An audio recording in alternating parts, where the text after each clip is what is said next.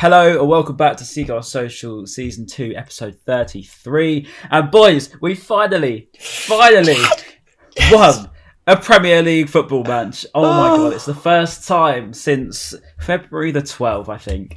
And oh my god, my voice is still a bit bad. In case you haven't noticed, it's not 100% yet. It's still a bit croaky. What a weekend. But yeah, boys, I'm here with the boys, obviously. Myself, Ben, Maz, lads, how are we feeling after that weekend? Mate, buzzing is the word. I'm not gonna lie though. You know that meme that comes to mind is I'm getting a bit nervous, a bit shaky. That was literally for that. When I saw 6 minutes added time, I was like, first of all, oh mate, where the hell's that, where the hell's that come from? But then obviously it was the VAR, wasn't it? It was the VAR decision which obviously added it on. Mwepu was down for a bit as well, wasn't he? Oh yeah, of course, yeah. So, I was just like, honestly, that last 6 minutes. I was just like, please do not bottle it, because I got a message as well because John, our Spurs mate, John Burnham. Oh yeah. He put in the chat because obviously he's Spurs obviously, and he obviously wanted Arsenal for the top 4 race to fuck up, and he was like, Maz, you cannot bottle this, because obviously when Odegaard's goal went in, he was like, do not bottle this, whatever you do, do not bottle it, and thankfully we didn't. But yeah, I'm buzzing. Yeah. Mate, how tight were your asses when Nketiah's header nearly went in? Fuck me, Jesus wept. What a save as well, mate. Sanchez. To be fair, what a save from Sanchez! Yeah. Like, gotta get. Yeah. Do you know what? Right, as much as everyone's got to remember that when we slated Sanchez, I got to have the praise. As loud as the disrespect was, he had literally saved us 5-6 times that game. Like, okay, yes, you could say he was a bit dodgy for the goal that wasn't a goal, which we can get onto in a bit anyway. But overall, Sanchez saved us that game. Mm-hmm. Like, there was some massive chances. I think Arsenal had like a +2 XG or something like that. They were all over us at times. Not so much all over us. Only concede from like a wicked deflection as well. Like, it wasn't like it was an illegal finish. Like, it was really tough. Oh mate, I was there like this. Like, I generally thought it didn't take a deflection. It was like the craziest goal I've ever seen live. I thought it would have straight in. To be fair, even watching it on the stream, it was like it actually, as soon as he's hit it, it's obviously just gone like top bin, so you're like, oh, fair play. But then as soon as I saw the replay, I was like, for fuck's sake, like what? Literally. It's it was the most disgusting. It's like, and I feel like we sometimes are on the back end of like some horrible goals. Like, we don't concede, we don't really concede worldies too much, but. And when we do concede, they're just rank goals. Like, they're just like, so undeserved. Most frustrating goals to concede. That Welbeck one, like if that come off Welbeck, or if that come off, another defender that we're up against, there's no way that goes in. It's just going straight over or something like that. It's never going to dip back down over the goalie. But we'll get on to the end of the game as we get on to your pre-match, Ryan.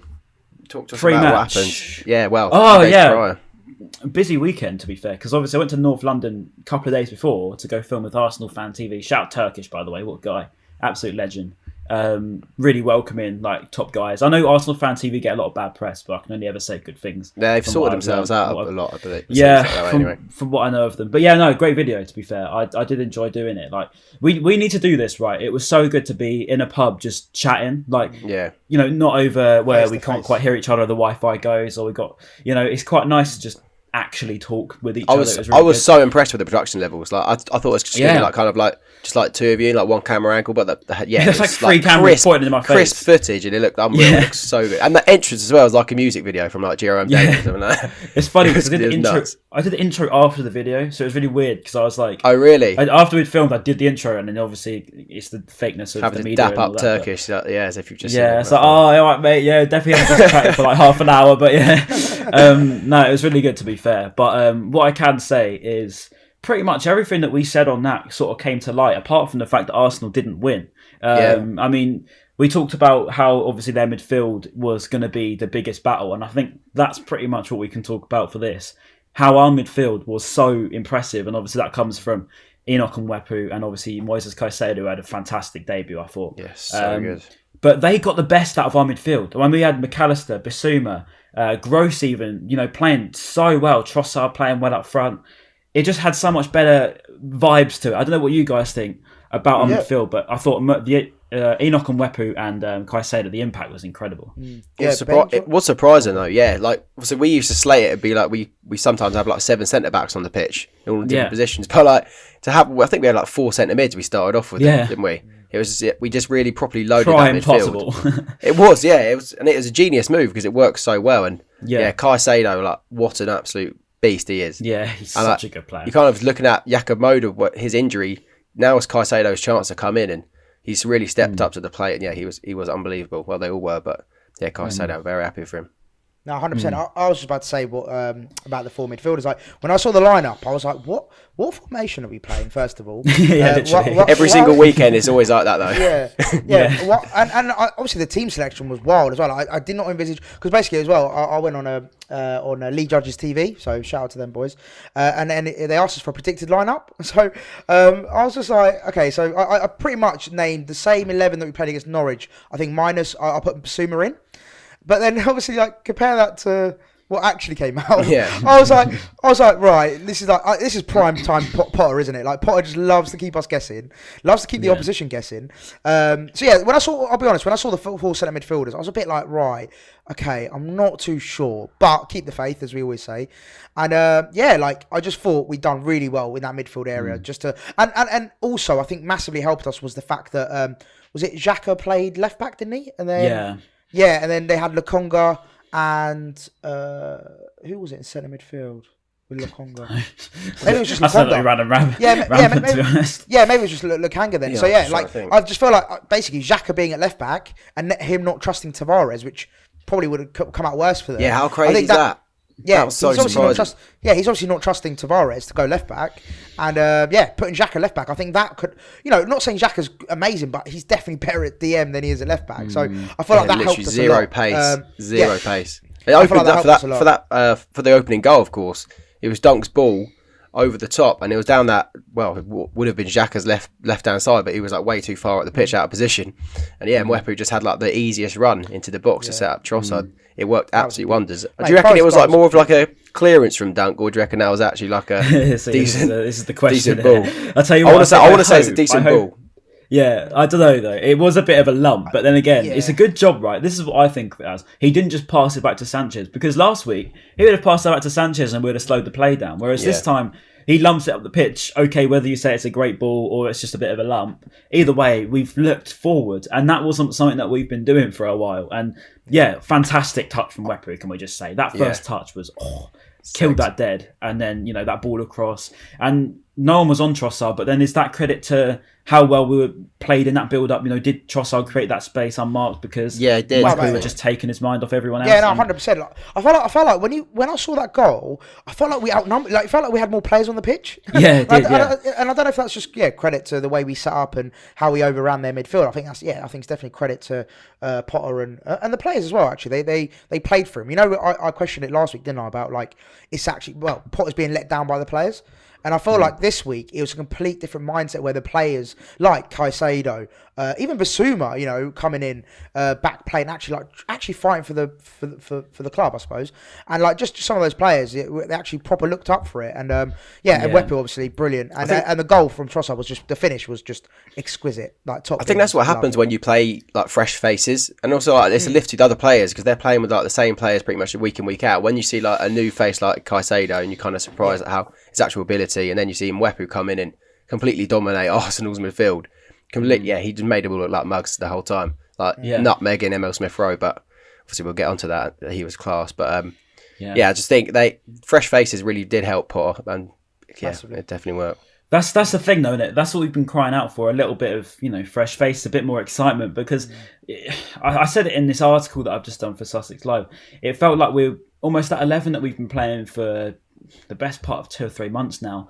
Just went a bit stale. It was a bit like we'd run out of ideas, and it was like you say we had this bold move from Potter to change it up so much, change formation and put in these players. A bit of a risky one, but that's what Potter would have done of old. That's what he does. We hadn't had that for a while. We didn't have. That's a really good point. I've got putting that out there. I was literally, to be fair, Brian, I was literally about to say. So for me though, one thing I would say, and obviously I'm trying to be positive like as much as I can because it's a great result. I don't want to sort of bring in negativities into it, but I would question, why did Potter not do it sooner?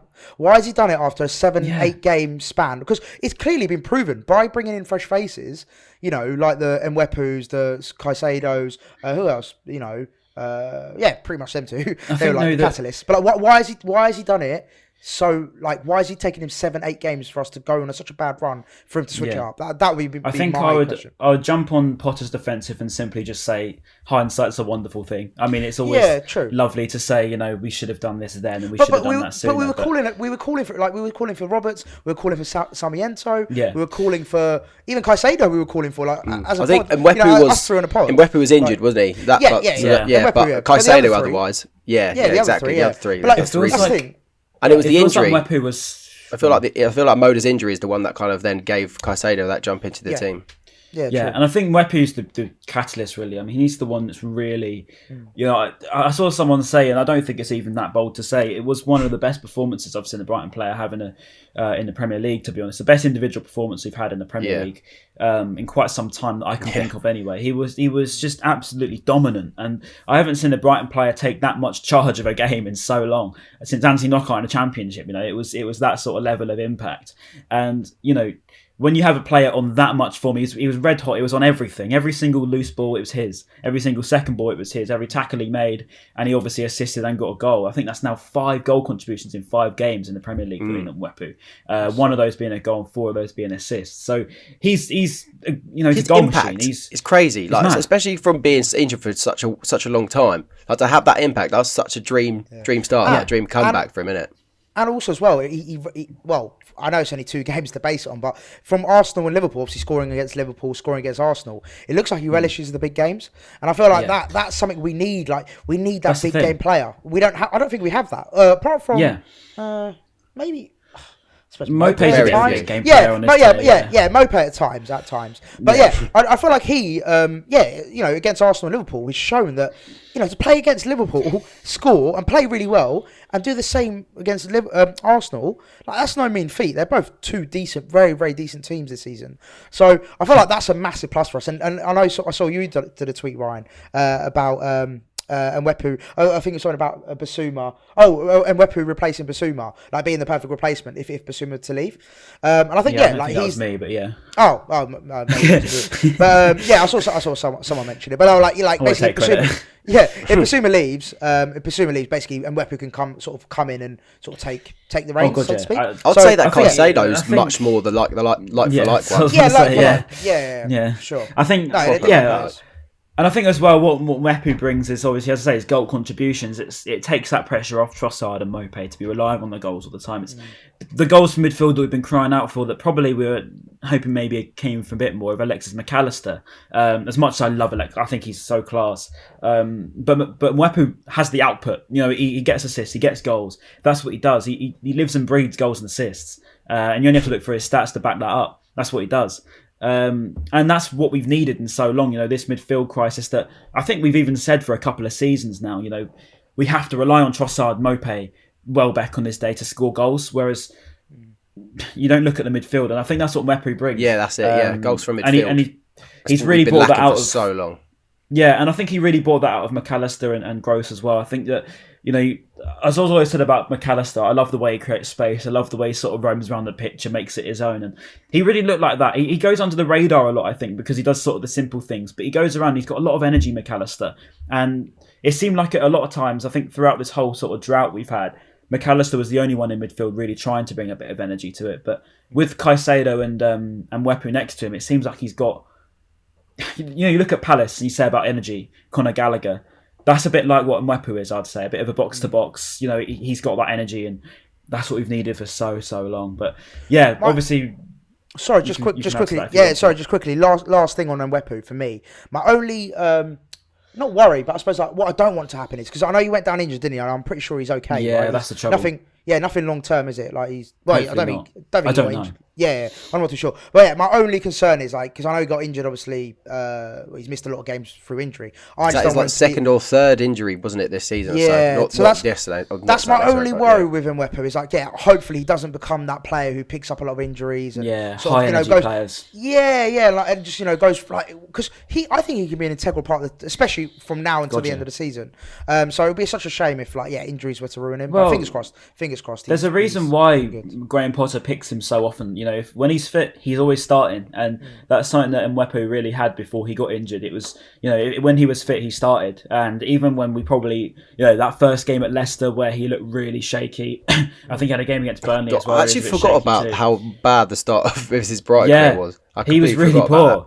And we were all saying, you know, is this guy really like serious? Is he literally looked? Here? I hate saying describing footballers like donkeys, but looked like a donkey. He looked like an absolute donkey. Looked like it was his first ever time he was like making a touch. Bambi on ice. Exactly. But then obviously now look at him, and Potter stuck with him, and you can see why. I mean, obviously Potter knows best. The talent ID's there for all to see, but. No, we'll move on actually to probably the second goal, to be honest. We talked about the Trossard goal. I want to talk about that Mwepu goal because the whole build-up of that was absolutely fantastic. My only thing that I want to say that's only really annoyed me about it, right, and it sounds so picky, why didn't he come and celebrate with the fans? Why go? I don't understand why players do this. Been saying I don't understand why players do this. Day. When you're away from home, why don't you come right at the fans? We're all here. Like, the absolute limbs right in the Emirates. It was mad. Like best away game I've been to in time. My mate literally said he said yes. I spoke to him yesterday because he was in the away end as well, and he said that like the goals when the goals went in, he said it was mad. He said it was like apparently it was like eight guys with like beer. I don't know if you like drinks in there, but he said like drinks were going everywhere. Probably smuggled in. Yeah, probably. But he said like there was drinks flying everywhere. Maybe they weren't alcoholic. They were just, you know, whatever. But he said it was mad. Like it was absolute limbs in the away end. It was mad. But so on your point though, Ryan, like I was watching the highlights for all the Premier League stuff earlier. I was watching Villa Spurs. And so Spurs in the second half played shooting to the side where the away fans are. So they scored 3 goals in that second half, and all 3 of the goals they didn't even run to the away fans. It just drives me mad. It just drives me mad. I don't insane. get why 2 of them they ran to like the complete opposite side, and one of them they just kind of stayed in the middle.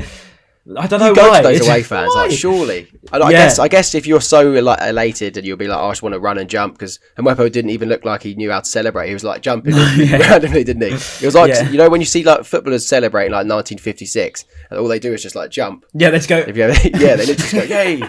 It literally looked like that. He didn't even know what he was doing. So I'll give him the benefit of the doubt. But next time, come to the away next time, come to the fans. We want to just jump all over you, mate. That's what we want to do. But no, the finish was the finish was just to die for. The whole move was to die for. To be honest, it was was it the Caicedo Trossard link up, and then the little what's it? I don't know what it's called, but you know, like the drag back and the pass from Trossard. You know what's it called? Like, you know the one I'm talking about. Yeah, but even like the build up before that, they were just like doing like triangles all around the Arsenal players at the edge of the box, and then Lokonga was getting dragged out, and then Caicedo made that unbelievable run. And this is the thing, right? What we've said on the podcast, you know, even when we've had these really down moments, we said we know how we can play, and I think that's what we said against Norwich. We said we had parts where we showed what we can do, but it was as simple as we couldn't score in that game. This game, we played like we could, and we scored very, very clinically. I think if you want a stat, Mwepu's goal, Mwepu's only goal, the second goal of the game, was a 0.06 expected goals record, which is absolutely mad. Yeah. I mean, you know, so many bodies goals in front we miss, as well. Chances we miss. Yeah, and he kept it down so well. It's a really difficult finish. I mean, to emphasise how difficult that is if you play football, you'd understand how hard that is to finish. And also, Caicedo's pass wasn't the cleanest, was it? Because he sort of like mishit it a little bit. No, and it's sort of like when it I want to give him the benefit of the doubt and say I'll give him the benefit as well. Yeah, I want to say I think the vision from Caicedo to see that ball, I mean, that was mad. I mean, he's only 20 years old. I'm trying to give basically what I'm trying to say is like credit to Mwepu, because it wasn't like the most perfect assist in terms of like he had a lot of work to do. Do you know what I mean? Like to hit it that crisply and connect with it so well on out the air, and just mate, it was beautiful. And Ramsdale nearly got a hand to it, didn't he? Well, sort of like got a bit to it.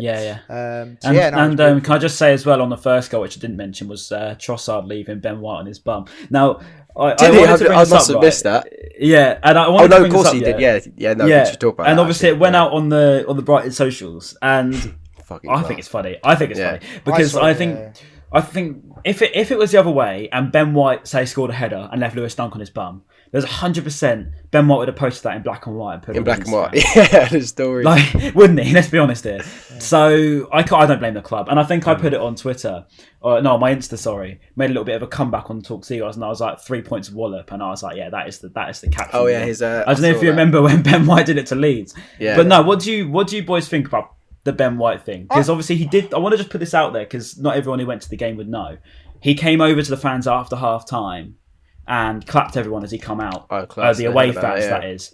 So I'll give him the benefit of that. Like, I'm not that Ben might be listening to this podcast, but he would be, appreciated from the fans in that sense. But then I suppose it's football banter. You got to take it back the other way, I know. Yeah, look, listen. I work for a company that basically that's what we do. That's our bread and butter. We take the piss out of footballers or wherever it is, people. So I'm all for it. I love a bit of good-hearted banter. I think also when it crosses the line, that's a different matter. We've always talked about, haven't we? Personally, and from a work perspective, if people cross the line, of course, that's if they start abusing you or making death threats, that kind of stuff. Obviously, that's just nuts. Way of the line. But posting a picture of him on the floor, a little bit out of focus. Not even in focus. It was out of focus. Out of focus. It was subtle, but it was. He knew what he's doing, didn't he? Yeah, exactly. Yeah, sure. And especially with certain things he's done as well. I know. Again, it's a bit petty, but I know he's deleted old photos of us on his socials. He's basically sort of every Brighton picture. I thought I was told. I think he's basically but he left his Leeds ones on, didn't he? I think. Yeah. So look, I think it's sort of fair game, innit? If you're sort of doing a little bits like that, it's fair game, and it's harmless stuff. It's very, very harmless stuff. If you're gonna get upset about, if you're gonna get upset about that, get off social media. I'm sorry to say, if that's gonna really affect you, or if you're gonna get upset about Brighton Hove Albion posting that, I don't think social media is for you, unfortunately. I saw the Arsenal guy, Bavs. Yes, he replied to it. He got all salty about it, and his reply was such a mess. He was like, he played for your training ground or something, and I was thinking, no, that training ground gave Ben White a platform, but we built our training ground 10 years ago, mate. And he also literally created Ben White. He joined there when he was 16 years old, and that's what made Ben White the player he is now. But we won't talk about that, will we? Terrible reply. Just quickly before I forget, as well, just on social media as well. Also, as well, I posted something about which Ryan actually deleted, which upset me a lot. Oh yeah, sorry, boys. That's all right. No, but I posted as well a meme. Well, do you know what? Just to clarify as well, I didn't make the meme. Just to clarify, I didn't actually make it. It was just a picture I saw, which I found funny. But it was two parents holding hands and with the little kid, and the obviously it was Arsenal was the little kid, and then Palace and Brighton were the thing, and then loads of people most. It was always going to cause. It was always going to cause issue. Yeah. But loads of Palace fans are like, don't associate us with you, and I'm like, grow up, mate.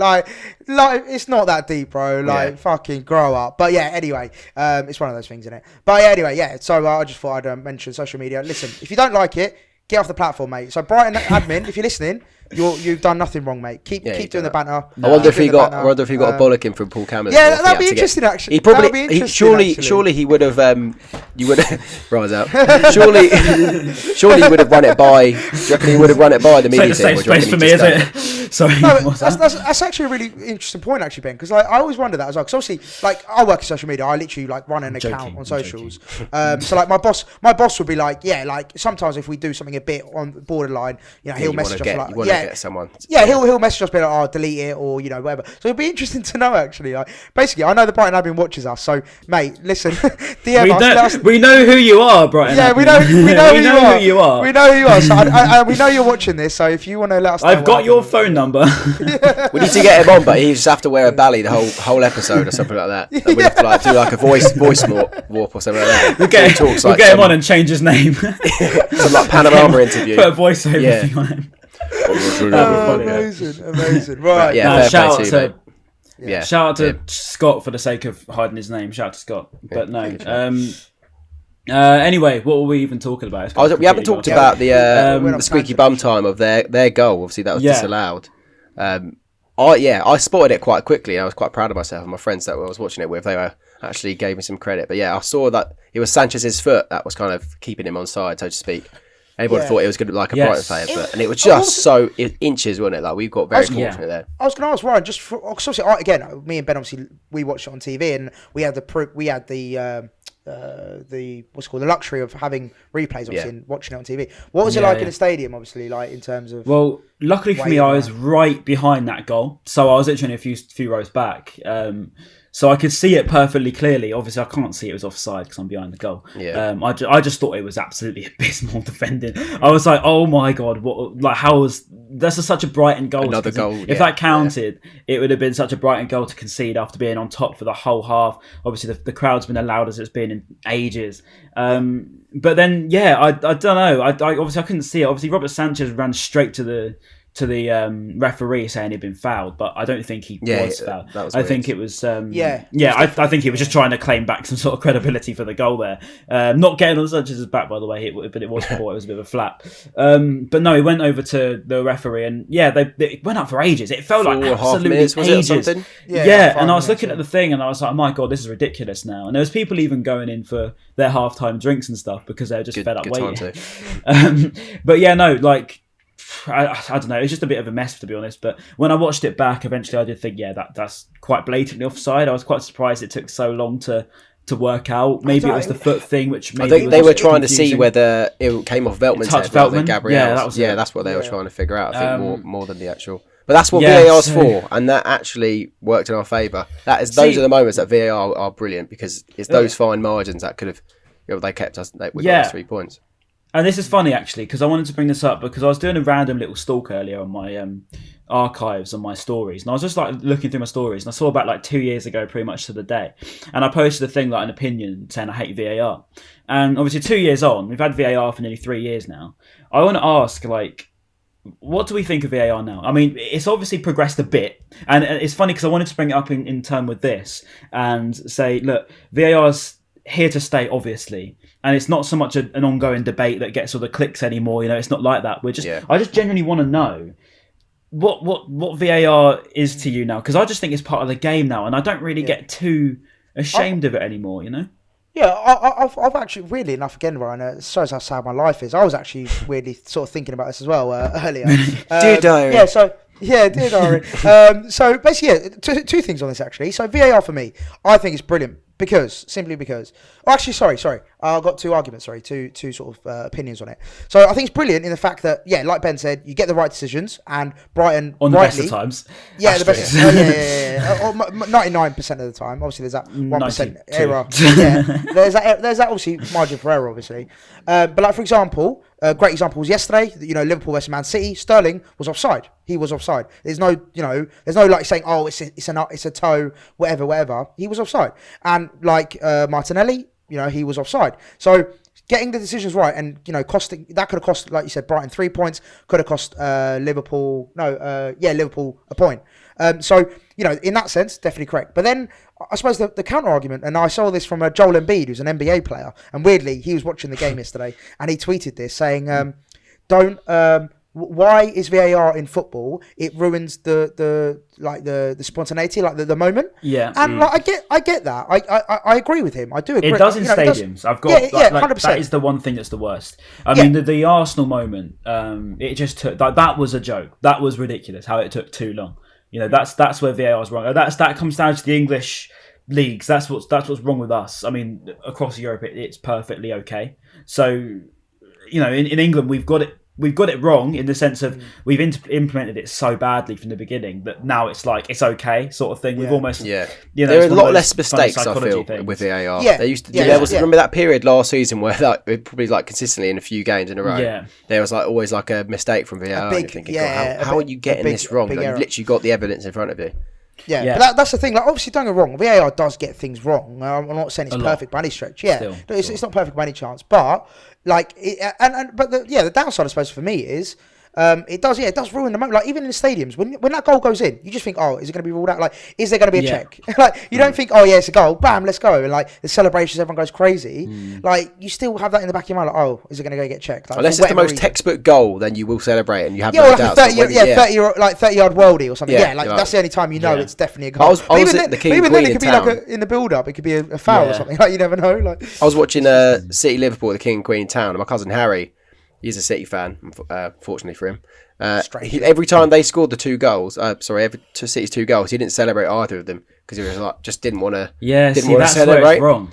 Well, we also were surrounded by loads of Liverpool fans, to be fair, so maybe he didn't want to. He was literally probably the only City fan in the King and Queen. It's so rounds full of Liverpool fans, but he didn't celebrate. I was like, mate, just celebrate. I promise you, that's a goal. Like De Bruyne's one, which looked like a goal. It looked like nothing happened, but he still didn't really celebrate. I think it's a weird one because for me, obviously, I go pretty much every game, and I don't really feel it as much as I did before. Whereas I still don't agree with it completely. I think it's still wrong in parts. But I just think the only reason it's topical is because of what happened at Arsenal, and I just think that in terms of how England have implemented it, it's still like the rules in this country are still so bad. We still got it so badly wrong in terms of, I'm not sure how the game of football actually works anymore. I don't really understand what offside is half the time. I don't really understand how, who touches what, and then whether his foot or his elbow is, I don't get that bit of it. But I think when it comes to 9 times out of 10 now, it seems to be okay. I think we haven't really had a moment, apart from maybe Manchester United away, where it was like, that sometimes we were thinking that was like, surely that, like the dunk red card, the second goal, there was easily a foul in that build. How then those 2 goals stood, I don't know. But then in terms of pretty much every game I can think of this season, I can't think of a real controversial moment where I think, oh my God, we've been really outdone by there. Apart from maybe Leicester, where we benefited from that. But I couldn't really think of times where we've been like, oh my God, we've been completely done by VAR there. And that maybe is a sign of the fact that either we've gotten used to it, or is it getting better? I don't know. Yeah. I just thought I'd raise the point because it's an interesting debate. Yeah, I think just to wrap it up on this, I think definitely the latter. Like, I think it's definitely getting better. It's not by any means perfect, but I think it's not getting worse. No, exactly. Yeah, that's the main exactly. thing. Yeah. So, which it was last season. But anyway, let's move on from VAR. But yeah, we'll go to the last sort of 10 minutes or so then. Obviously, we talk about the added time. I was so scared. For the last 6 minutes of that game, my heart was in my throat. I didn't have a clue what was going on. Obviously, you mentioned Nketiah's diving header. But even like Sambi Lokonga's long range shot, I just thought I was literally looked like it was going to nestle top bins. I was like, it was like a bullet. It looked, as soon as I left his foot, I was like, that looks like it's going flying. It was quite far wide, luckily, but it was just one of those like such Brighton moments where it was, we have that Odegaard goal going, as we mentioned, it was so bad, but then we have those last 6 minutes. I honestly froze, to be honest. I couldn't actually tell you a distinct memory from those last 6 minutes because I was in such shock just waiting for the time to go. But then I think it was that goalmouth scramble. I can't remember even who kicked the ball. Was it Odegaard's free kick hit the bar, and then Nketiah then kicked the rebound on the bar off the bar again as well. But also, did Sanchez made was Sanchez save for that free kick? Did he take it? It was something like that. I don't know. If it was an unbelievable save. Yeah, I remember that. Yeah, it was. I think he might have. I think he might have. Little touch, yeah. So it was just, to be honest, that it was that moment there that said to me, this is our day. Like, this is meant to be. We'll be okay. Because every time we've conceded recently, Ryan, like you always bring it up, like the heads drop straight away. But luckily, and that would have been really easy to drop your head after like conceding like a wicked deflection like that. I think the reason for that though, Ben, is that the fact we were 2-0 up though. Like, I think if that was to make it 1-0, I think unfortunately our heads would have dropped to like the same as games before. But I think because we were not comfortable, we were by no stretch comfortable, but because we had that 2 goal in us. Yeah, exactly. Because we we're 2-0 up, and obviously a wicked deflection made it 2-1. And you can maybe argue, did we give him too much space and all that kind of stuff? But I think it was just a very unlucky goal. Like, it was a very disgusting way. Fair play for him hitting it from that far out though as well. It was pretty far out. Yeah, I think he just realised that we played well, to be honest. I mean, apart from that goal which was disallowed, defensively we were pretty decent. And I think it was one of those where it was just a bit of a hit and hope. Obviously, Lokonga had a go. I think it was Lokonga had a go. And then he had a go because he just thought, you know what, why not? But luckily for us, we held on. Sanchez saved us right at the end again, as I said. But Nketiah had a decent little run out for his audition for Brighton next season when I get him on my back of my shirt. I think he's out of contract this summer. Obviously, we'll get onto summer transfers, but I think he is out of contract this summer. I would take him in a heartbeat for free, to be honest. But, over Nunes for sure. That's not happening anymore, mate, unfortunately. That's 80 million is linked for, isn't he? No? 80 million now. Yeah, God. Crazy. But let's get on to the news of the day so far. Obviously, it's been Danny Welbeck, new contract. I want to actually start this off because I quite like Danny Welbeck. I like him a lot. I like the quality he brings, but I also like the way he cares about the club. I think you can sort of tell Danny likes it here. He's had a rough sort of 5 or 6 years in his career at Arsenal. He was at the marathon yesterday. My friend saw him. Yeah, was he? He's embracing the community. I didn't tell you. I saw Neil Mwepu running down the seafront yesterday. Oh, really? Yeah. I was like, Did you? It was so embarrassing. Yeah, so I was with my 2 mates, and we were just walking along the seafront, and I've seen him. So he's got his hood up in a grey jumper, just running, and obviously not running the marathon, but just doing his. I'm assuming just doing his daily, daily run or whatever. Yeah, and I've just gone, Neil, and he's just giving me the little thumbs up and just run away. But it was What? I forgot as well. I saw Billy Reid. I walked past Billy Reid, our assistant manager. He was outside. Outside breakfast at Tiffany's in Port Slade. Shout out Billy and breakfast at Tiffany's. I think he was with his wife, but I walked past. I was like, you know what, fuck it, I'll go back. I walked back and I went, Bill, up the fucking Albion, cheers for yesterday. And he went, and like kind of waved me. I was like, please don't swear, I'm literally having my breakfast there. Yeah. What a bloke, though. Look at us fanboy in a bloody. Yeah, I love him. Danny Welbeck though, I wanted to say, because obviously I think I'm happy. I want him to sign another contract. Even if he doesn't start every game next season, obviously he's getting on a little bit, but I think he brings more off the pitch as well. I think he's a decent guy to have around the squad. As you say, I think it's obvious that he enjoys his time here. I think you can see that in the way he plays. I think if you look back, as I say, on his last sort of 5 years, Arsenal, Watford, it didn't really look like Danny Welbeck was anything else apart from a Manchester United player that was. And I think now it looks like he's a Brighton player that is. And I think that's the difference, really. And you see that, I think. Especially the way he sort of posts on his social media and everything now. He didn't really do that before. Whether that's, being told to by his social media manager or whether he actually cares. But to me, it looks like he cares a little bit more. I don't know about you guys. And I'd take him on another deal. I don't see any reason why not. He's a great option to have. Like, even if he's third striker next season, if Undav starts doing really well, even if he's third choice. Seema as well. Yeah, and Seema as well, if he's not injured, unfortunately. Alive, yeah. It's a great option to have, and like you said, bro, if they're training with him, they can learn so much off him. Like, it's unbelievable chipping. Just get everyone to know. But that's the thing. Like, I don't think probably fans, probably realise is how good technically he probably is. If you were to go for a kickabout down the park with him, he would just be different level. Remember Danny Cashman said it as well. God. When he said that he trained with the first team, when he was training with Lallana and Welbeck, he was like, you could just tell the levels. I couldn't think of the player. It was Danny Cashman. He said it. So, that was like last year when they shouted Danny Cashman. But it's obvious the quality difference. I mean, Sir Alex Ferguson even said how good he was, and that's coming from Sir Alex. You've got the quality. He's just been hampered by injuries. I think you can probably tell that. Yeah. I don't see the risk in taking him on another deal. I don't see where it could possibly be a bad deal. Yeah, why is it negative, Maz?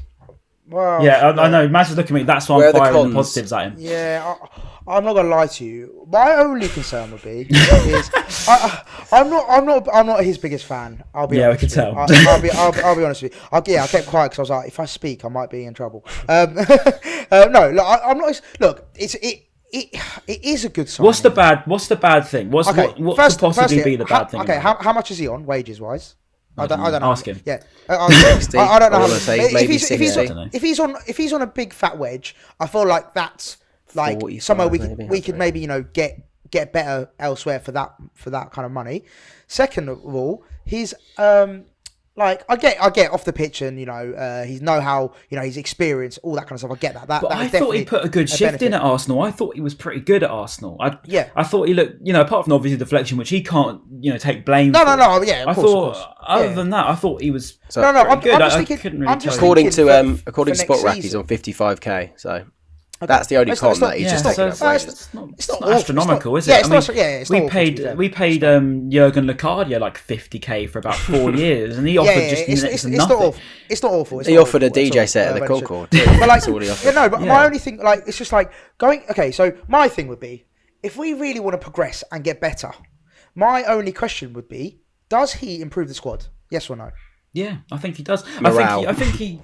Morale, I think as well, he just offers a bit more than what we've got. I mean, if you were to take out Welbeck, we've literally only got Connolly, Mwepu, and Undav, assuming no other signings come in before September, August next year. This year. So, what's the risk? I don't know. He's different to what we've got. Yeah, but also his injury record as well. Obviously, we all know. Injury record's not kind, but then again, he hasn't been too bad this season, really. I mean, he had a couple of months out max. I think he's kind of there also for the vibes. Like we're saying, more importantly off the pitch. You know, like Scott Carson. Scott Carson is worshipped at Man City. You have to have those characters in the team, and it does benefit the whole team for sure. Like what Gareth Southgate's doing. It's why he picks the same players, because they've got that rapport there. They've got that togetherness, and I feel like you can see like he kind of is a vital part of that. Yeah. Like, people will take the mick on Twitter. Like, you have your sort of football casuals that will hate that. They'll say, look, you only care about the 11 that's on the pitch and, blah, blah, blah. But togetherness, team morale, team spirit is a thing, as cliche and cringy as it is. It's true. And, these players like Welbeck who have the experience, Lallana equally, you can take the mick out of them as much as you want. Saying, 90k a week for a motivator on the bench. Yeah, you can take the mick out of it as much as you want. That's a football casual's take. You'd expect it. But I don't think that it's a bad thing. I can't see it as a bad thing. Yeah, I mean, that's just me. If I was told that, Ryan, you're going to go train with Danny Welbeck every week, assuming I had the quality of, say, I don't know, Aaron Connolly, but not the head of him, I would be like, yeah, okay, great. I get to play with someone that's been at the top level before, and I get to learn off him. Don't necessarily have to be the same player as him, but I can take some very good tips out of him, and he's been with some of the biggest managers in world football, Arsene Wenger, Sir Alex Ferguson. What's there not to like, Yeah, look, I'm not saying that he shouldn't sign the contract. My only thing is, I feel Signed a ting. Yeah, don't sign the ting. Don't sign the ting. He bags against Tottenham away this weekend, and I'm loving him again. You know what I mean? Yeah, of course. No, of course. No, yeah. My just biggest gripe is just the fact that, and the same with Lallana. Obviously, we all know Lallana's an incredible player. It's just their injury records are just awful. That's the trouble. Awful. That's the trouble. Awful. So that's my only gripe. But no, apart from that, we can't deny the talent is there. And of course. They're both top quality players. And he always puts a shift in, to be fair to him. I know putting a shift in gets you so far, but he does. I've just remembered the goals he scored this season. Chelsea away, Leicester. Yeah, Leicester at home. Yeah, Leicester away as well. And Leicester away as well, yeah. He has scored some big goals for us. And when he gets those chances, he does take them. So we just need to feed him all. Danny Welbeck, if you're listening, mate, sign a ting. I take it back. We love you, Danny. We absolutely love you, Danny. And I was shouting your name so many times at the Emirates, but you didn't give me a shirt, but it's okay. But actually, I need to mention them before I forget again. Shout out to the boys that come up to me. They told me to shout them out on the podcast. Honestly, boys, I can't remember your names, but there's 7 or 8 of you. You came up to me. You came down to my seat. Shout out to you boys, and shout out to Luke as well. I know you're listening, Luke. And also, just on shout outs as well. Actually, I had some random guy as well. In town, he sort of looked at me. He pointed over at me. One guy. So it's like a group of so shout out to the boys. There's like 5 or 6 of you in Churchill Square. One of them just pointed at me. Goes, "That's the guy from TikTok." And then the other one goes, and then the other one just goes, "That he's Seagulls social." And then the third guy just goes, "Seagulls." So I was like, "Yeah, shout out to you, man." Big up you guys. But yeah, I'm not going to do any more shout outs because otherwise it's just going to be ridiculous. But Ben, have you got any? Shout out to my mum for making me. Shout out to my mum just for being my mum. Right, yeah. Spurs preview, boys. Yes. Spurs preview. This is going to be a interesting one because obviously based on the last few podcasts we've been really negative. We've been we're going to lose this 2-0, we're going to lose this 2-1, 5-1 Brighton. But Tottenham are absolute flames right now. They've got Kulusevski balling, they've got Harry Kane balling, Heung-min Son. Their team is absolutely stacked with attacking flair. Conte's got on playing some serious clinical football. Clinical. I know it's just highlights on Match of the Day, but watching it, Villa were all over them and had so many chances, but they just didn't take them.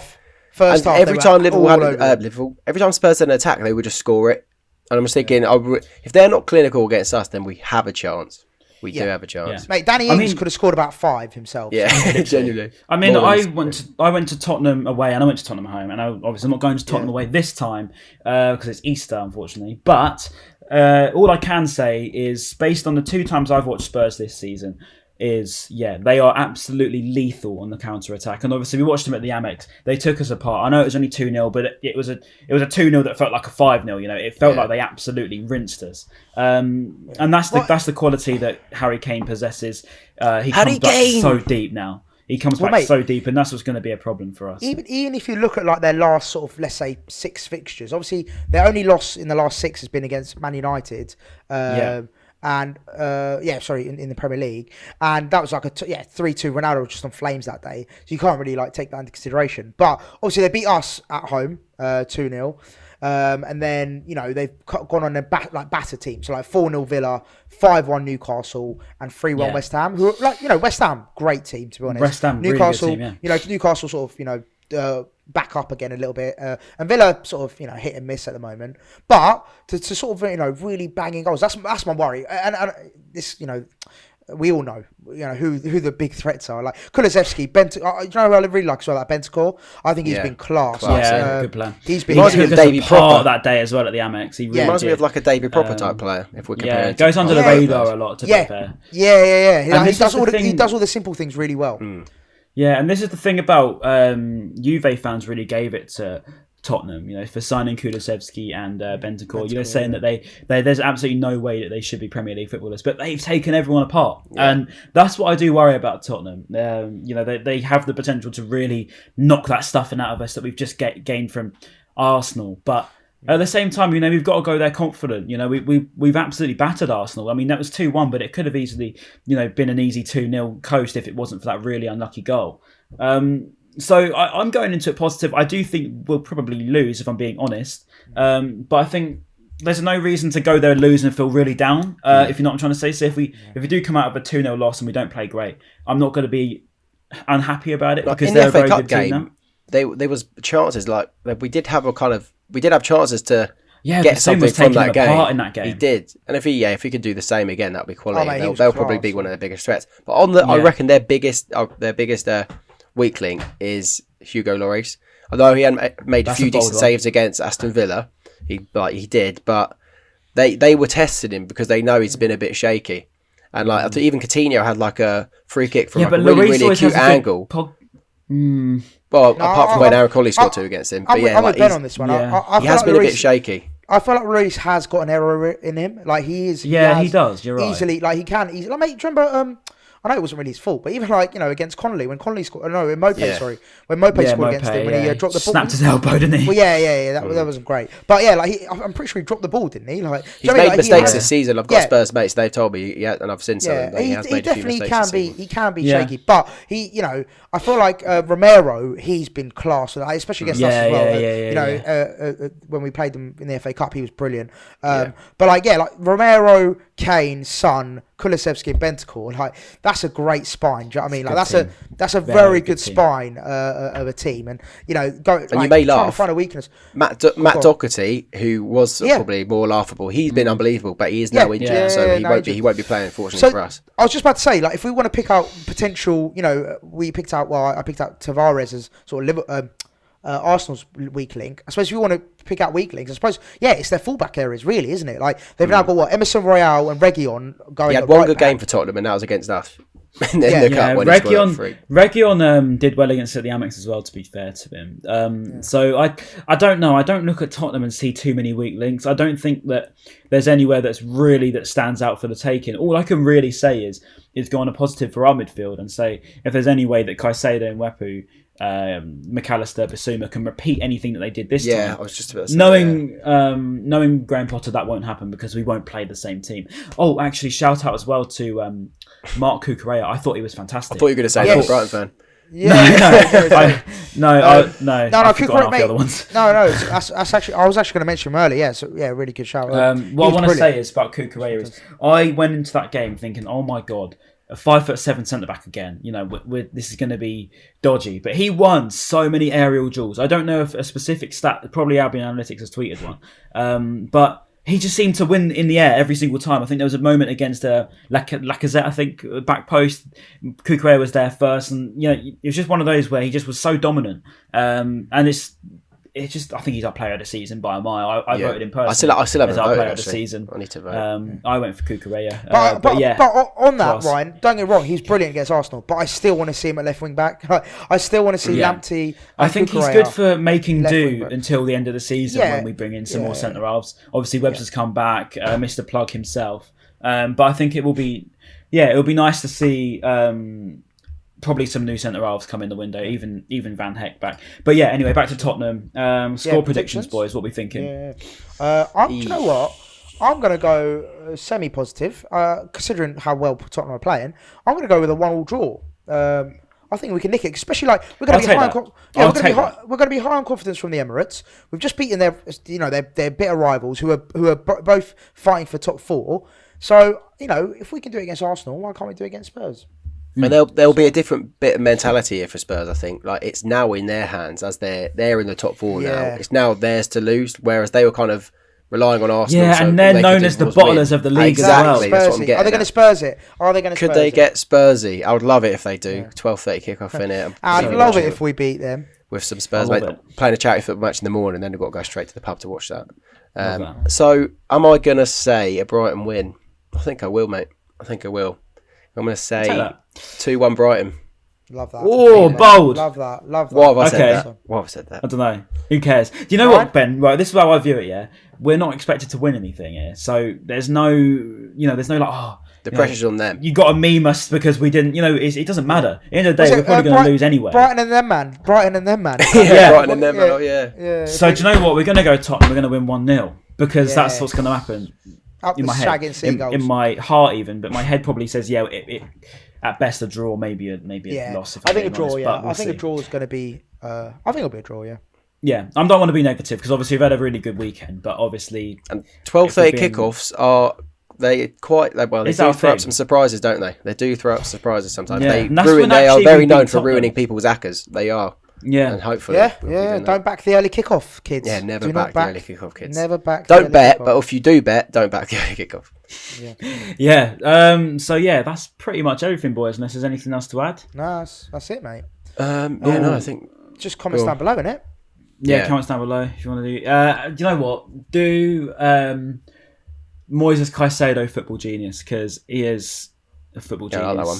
Yeah, I like that one. I like that one a lot. Just for people that are new to the channel or new to the podcast, basically what we do every week, we get you to put stuff down in the comments if you're watching on YouTube. So yeah, post. What was it, Ryan? Again, remind us.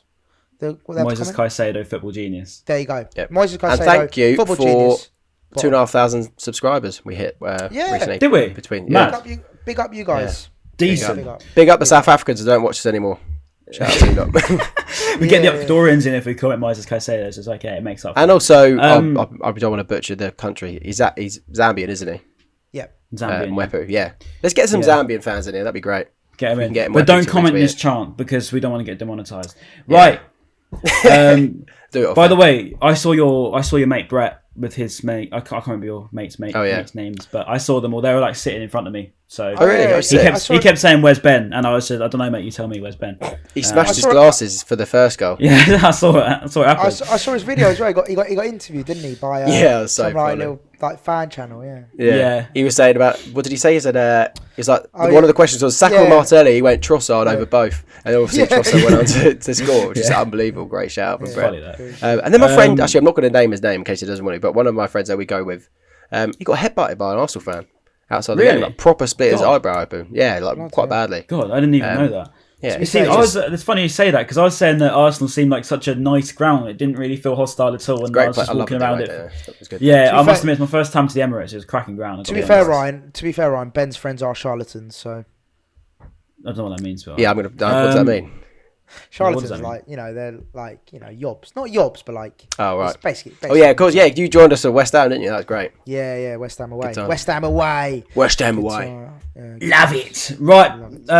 Thank you, boys, for coming on. As always, be sure to like it if you are on YouTube. Keep streaming on Spotify and Apple Podcasts. Subscribe to us on YouTube if you're new. And we'll see you after Tottenham, I believe, boys. Yes. Goodbye. Peace.